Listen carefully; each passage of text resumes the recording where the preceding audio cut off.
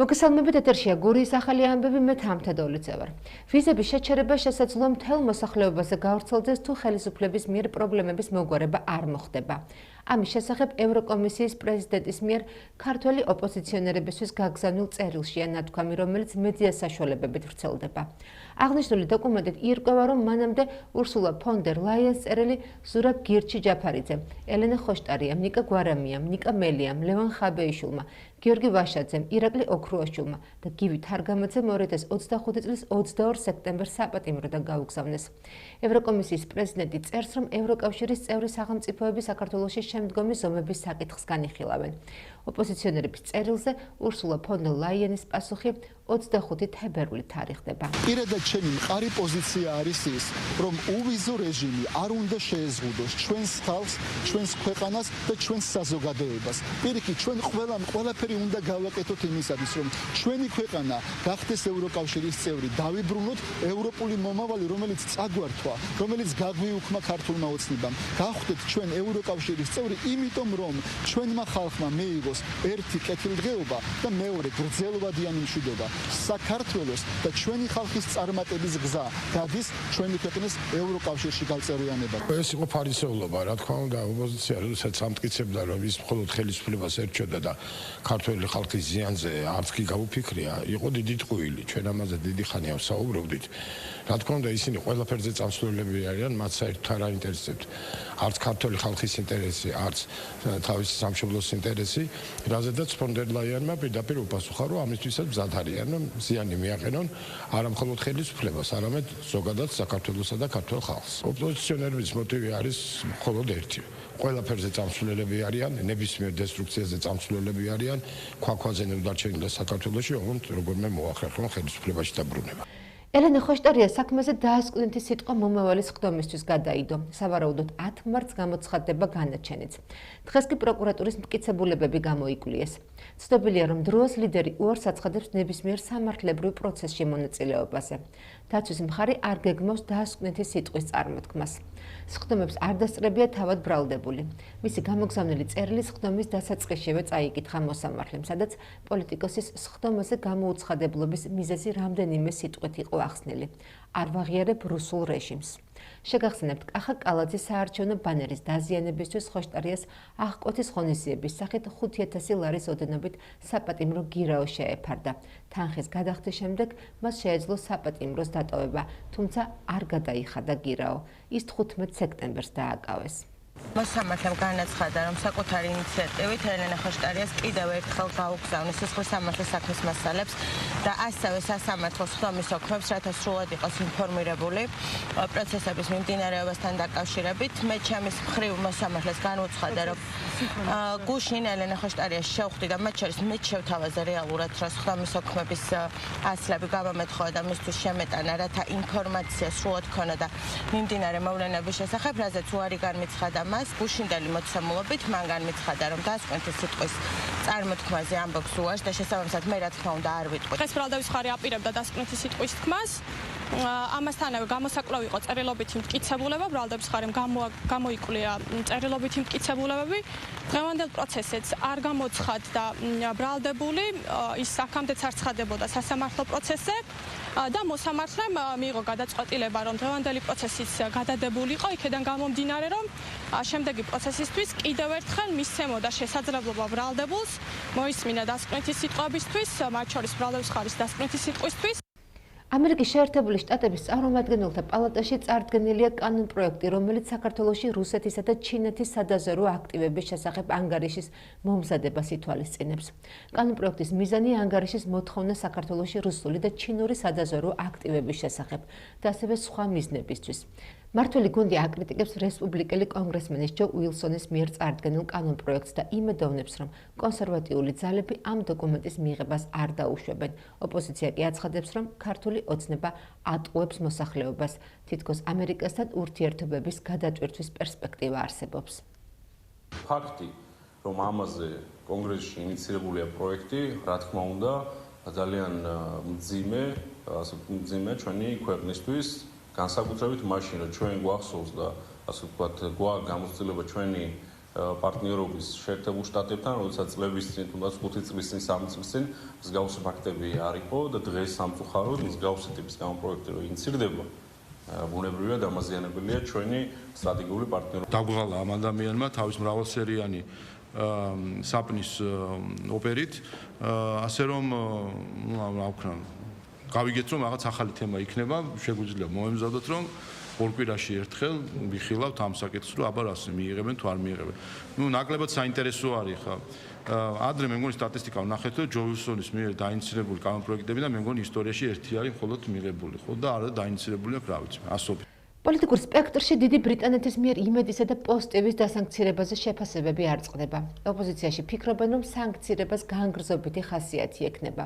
ხელისუფლება კი ოპოზიციურ არხებზე და მათი მფლობელების პოლიტიკურ შეხედულებებზე მიუთითებს. ის რომ ბრიტანეთმა დაასანქცირა ეს ორგანიზაციები არის არა ჩვენი ქვეყნის შიდა საქმეებში ჩარევა, არამედ ის თუ რა დაუდო მან საფუძვლად აი ამ სანქცირებას. ერთ-ერთი მთავარი არგუმენტი არის რუსული პროპაგანდის გავრცელება ჩვენი ქვეყნის მასშტაბით და მათ შორის დეზინფორმაციის გავრცელება უკრაინის სახელმწიფოს მიმართ. აი ეს არის ის ბრალდება, რომელიც დაედო საფუძვლად ბრიტანეთის სანქციებს ამ ორგანიზაციების მიმართ. ეს ძალიან მძიმე გადაწყვეტილებაა და რა თქმა უნდა, მას ჩემი მოსაზრებით ექნება განგრზობითი ხასიათი. ფაქტია, იმედი სამწუხაროდ ბოლო წლების განმავლობაში განსაკუთრებით არ წარმოადგენს თავისუფალი სიტყვის და თავისუფალ მედიას და ფაქტიურად დიდი ბრიტანეთის მიერ მოხდა ამ სანქციებით ოცნების, PR სამსახურის, პრეს სამსახურის და პროპაგანდისტული მანქანის დასანქცირება, როგორც იმედის, ასევე პოსტების ნაწილში. ამბოლოდ არ გამოურიცხავთ, რომ ამ მიმართულებით ეროვნულ ბანკს მორიგჯერზე დაავალოს და უწესოს კონკრეტული მოთხოვნები, რომ დასანქცირებულ იმედს და პოსტების კონდეს გვერდისაულის გზების საშუალებებში. თვითონ რომელ მედიაშიც დადიან, ის რაღაც ძალიან უმაღლესი სტანდარტების მედიაა, ასე თვლიან. ახლა ის მედიები, რომლებშიც თვითონ დადიან, პირდაპირ პარტიული ბოსების მიერ ფინანსდება და ეს არც იმალება. ზოგი ძებნილია, ზოგი არ არის ძებნის ოფიციალურ სიტუაციაში, მაგრამ გასულია საქართველოსთან და პირდაპირ ყველა მიცის, რომ ეს არის ნაციონალური მოძრაობის ტელევიზია, ეს არის ლელოს ტელევიზია, ეს ამას ეს აფინანსებს, იმას ის აფინანსებს. და როდესაც სხვაზე იშვენენ ის, აბა თავში ჩაიხედოთ, თავის ტელევიზიებში ჩაიხედოთ. შრომითი მიგრაციის შესახებ საქართველოს კანონში შეტანილი ცვლილებები 1 მარტიდან ამოქმედდება. საკითხთან დაკავშირებით დასაქმების ხელშეწყობის სახელმწიფო სააგენტომ ბიზნესის წარმომადგენლებთან საინფორმაციო შეხვედრა გამართა. მხარეებმა ცვლილებების დეტალებზე იმსჯელეს და პოტენციური შედეგები განიხილეს. დღევანდელი შეხვედრის მიზანი სწორედ არის, რომ გავაცნოთ თითოეულ მათგანს შრომითი მიგრაციის შესახებ კანონით დადგენილი ის სიახლეები, რომლებიც საქართველოში უცხო ქვეყნის მოქალაქეების დასაქმებას და ასევე მათ მიერ შრომით სამეწარმეო საქმიანობის განხორციელებას უკავშირდება. სწორედ დღევანდელი შეხვედრის მიზანია, რომ დეტალურად გავაცნოთ მათ ის სიახლეები, რომელიც 1 მარტიდან შედის ზალაში, მოვისმინოთ მათი მოსაზრებები. მიგრაციის შესახებ კანონის მთავარი მიზანი არის, რომ შრომითი მიგრაციას მიდგომა იყოს სისტემური და ჩვენ ზუსტად გვესმოდეს შრომითი ბაზრის მოთხოვნები. და აღნიშნული კანონმდებლობით ჩვენ საშუალება გვაქვს, რომ იმ სექტორებში, სადაც დეფიციტი არის, შრომითი რესურსიც ჩვენ გვქონდეს სისტემურად შრომითი რესურსის შემოყვანის საშუალება სახელმწიფოს და სადაც ჭარბი არის მიწოდება, იქ დაცული მხოლოდ შრომითი ბაზარი, ეს ნიშნავს, რომ ადგილობრივი შრომითი რესურსს ჰქონდეს უპირატესობა, იმიტომ რომ იქ ზედმეტი კონკურენცია არ გჭირდება. ოზურგეთის თანამედროვე სახვითი ხელოვნების ცენტრმა ოზურგეთის სურათების გალერეამ ბათუმის ხელოვნების უნივერსიტეტის პროფესორ-მასწავლებელთა ნამუშევრების გამოფენას სახელწოდებით ჩვენ 30 წლისა ვართ უმასპინძლა. ბათუმიდან მსგავსი მასშტაბის გამოფენა ოზურგეთში, სადაც 20-მდე მხატვრის 50-ზე მეტი ნამუშევარი იყო წარმოდგენილი, ოზურგეთის გალერეაში პირველად შედგა. თუმცა ინდივიდუალურ გამოფენებს ოზურგეთის საგამოფენო სივრცე ხშირად მასპინძლობს. გალერეის აღნიშნულ უნივერსიტეტთან თანამშრომლობა კი მჭიდრო და შემოქმედებითია. ბათუმის მხატვართა გამოფენა გუშინ გაიხსნა და დამთვალიერებელს მისი ნახვის შესაძლებლობა კიდევ რამდენიმე დღის მანძილზე ექნება. დღევანდელი გამოფენა ეძღვნება ბათუმის ხელოვნების სახელმწიფო უნივერსიტეტის 30 წლის თავს. ფაქტიურად ყველა თაობის მხატვართა ნამუშევრებია წარმოდგენილი, იმათიც საფუძველი ჩაუყარა ამ უნივერსიტეტში სახვითი ხელოვნების მიმართულებას და ახალგაზრდა თაობის წარმომადგენელთა ნამუშევრები. ძალიან ბევრი პოზიტივია, ბევრი ნათელია, ესეთი ზიანი, ესე ვთქვათ, ნამუშევრები, მაგრამ ძალიან მნიშვნელოვანია ესეთი რეგიონალური კომუნიკაცია, ურთიერთობა ზოგადად ჩვენ მხატვრებს აღმოჩნდით, რომ ურთიერთობა ოზურგეთის სურათების გალერეასთან, სადაც ძალიან კარგი პროექტები ტარდება, მაგრამ ეს არის დღე, როდესაც ამ შემთხვევაში ჩვენ გვინდოდა უნივერსიტეტის სახელი წარმოგვეჩინდა უფრო მეტად. ეს მნიშვნელოვანია ურთიერთგაზიარების, ამავე დროს საკუთარი შესაძლებლობების წარმოჩენის კუთხით და ძალიან გვინდა რომ რეგიონის ახალგაზრდები გაეცნონ ნამუშევრებს და უნდათ უფრო ფართო წარმოდგენა ხელოვნების უნივერსიტეტის შესახებ. ჩვენ გვაქვს პრაქტიკა უკვე გურიაში ჩამოსვლის და გამოფენების გამართვის და დღეს მოხარული ვართ რომ ჩამოვიტანეთ ჩვენი გამოფენა და გავუმართეთ გურიაში ესეთი ლამაზი გამოფენა. ჩვენი უნივერსიტეტი, ბათუმის ხელოვნების უნივერსიტეტი შესრულდა 30 წლის და ჩვენ ეს გამოფენა მივუძღვენით აი ამ ჩვენი უნივერსიტეტის აი ამ ღირსშესანიშნავ დღეს. ჩვენ უნივერსიტეტში ბევრი ადამიანი, ბევრი ხელოვანი გაიზარდა, მათ შორის გურულების და ვფიქრობ, რომ გურისთვის და გურულებისთვის ეს გამოფენა იქნება ძალიან საინტერესო და ჩვენ ცოტა პოპულარიზაცია გვინდა გავუწიოთ ჩვენს უნივერსიტეტს. ამ მიზნითაც ჩამოვედით გურიაში, რომ ჩვენთან ჩამოვიდნენ გურულები და ჩააბარონ და გამოვიდნენ დიდი ხელოვანები. დღეს ძალიან კარგი და ბედნიერი დღე გვაქვს ჩვენ, პროფესიული, როგორც იტყვიან, თანამშრომლობა აჭარასთან, ბათუმთან.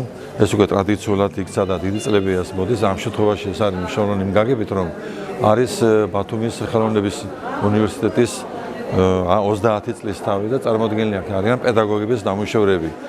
ბევრი ადამიანია ოზურგეთში, ვინც დაამთავრა ეს სასწავლებელი და მათი პედაგოგები აქ იხილეს და არის ძალიან რეტროსპექტიული კარგი გამოფენა, მათ შორის არის განსვენებული მხატვრები, მათი შემოქმედება კიდევ ცოცხალია, ჩვენ ამით ვტკბებით.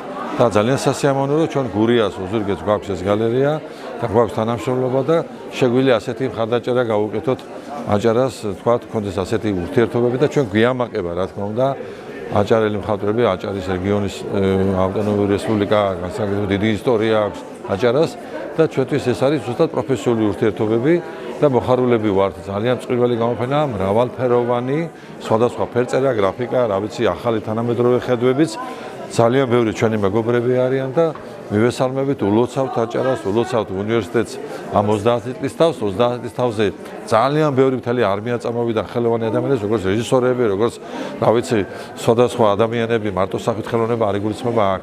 დიდი მადლობა ყველას და ულოცავ კიდევ ერთხელ აჭარას. ახლა კი რაც შეეხება ამინდის პროგნოზს. 26 თებერვლიდან 1 მარტამდე საქართველოში მოსალოდნელია დროგამოშვებით ნალექი, წვიმის სახით, ზოგან ძლიერი. შესაძლებელია ქარის გაძლიერება და ზღვაზე 4-5 ბალიანი შტორმი. ქვეყნის მაღალმთიან რაიონებში თოვა, ზოგან ძლიერი, ნისლი, ქარბუქი და ზვავ საშიშროება. 27-28 თებერვალს აღმოსავლეთ საქართველოს ბარში ნალექი მოსალოდნელია უმეტესად თოვლის სახით. დიდ თოვლობის, ქარბუქის, ხილვადობის გაუარესების, ლიპყინულის და ზვავ საშიშროების გამო საავტომობილო გზების ცალკეულ მონაკვეთებზე შესაძლებელია შეიზღუდოს ტრანსპორტის მოძრაობა. რაც შეეხება ტემპერატურას და კონკრეტულ ქალაქებს. გურიის რეგიონში წვიმა არის მოსალოდნელი ხვალისთვის, ოზურგეთში 5 გრადუსია ტემპერატურა ნავარაუდები, ჩოხატაურში 6, ხოლო ლანჩხუთში სინოპტიკოსები 8 გრადუსს ვარაუდობენ. ურეკში 9 გრადუსი იქნება ტემპერატურა, ხოლო ბახმაროში -4 გრადუსი და ითოვებს. რაც შეეხება თბილისში მოსალოდნელია 4 გრადუსი ტემპერატურა და ასევე დედაქალაქშიც ხვალისთვის წვიმაა გამოცხადებული. დღეისათვის სულ ეს გახლდათ, მე მომავალ შეხვედრამდე გემშვიდობებით, კარგად ბრძანდებოდეთ.